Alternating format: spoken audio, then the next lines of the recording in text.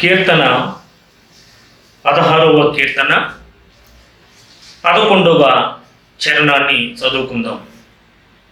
జీవమార్గమును నీవు నాకు తెలియజేసేదవు, నీ సన్నిధిని సంపూర్ణ సంతోషము గలదు, నీ కుడి చేతిలో నిత్యము సుఖములు గలవు. అంటే దేవుని సన్నిధిలో మనము ఏం తెలుసుకోవాలని వెళ్తూ ఉన్నాను, దేవుని సన్నిధిలో నాకేం కలుగుతుంది అని ఆలోచిస్తున్నటువంటి క్రైస్తవుడా, దేవుడు తెలియజేస్తున్నటువంటి మాట ఏంటంటే, నా సన్నిధిలో జీవమార్గములు ఎలా ఉంటాయో నీకు తెలియజేస్తాను.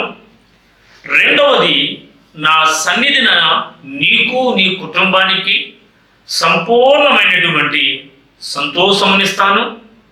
మూడవది, నీ కుడి చేతిలో నిత్య సుఖములు కూడా ఉన్నవి అని నీవు నమ్మినట్లయితే నా కుడి చేతిలో ఉన్నటువంటి నిత్య సుఖములు నీకు ఇస్తాను అని దేవుడు మాట్లాడి ఉన్నాడు. కనుక ఆయన సన్నిధికి వెళ్ళడానికి ఆలస్యము చేయకండి. ఆయన సన్నిధిలో అశ్రద్ధ కలిగిన వారిగా ఉండకండి.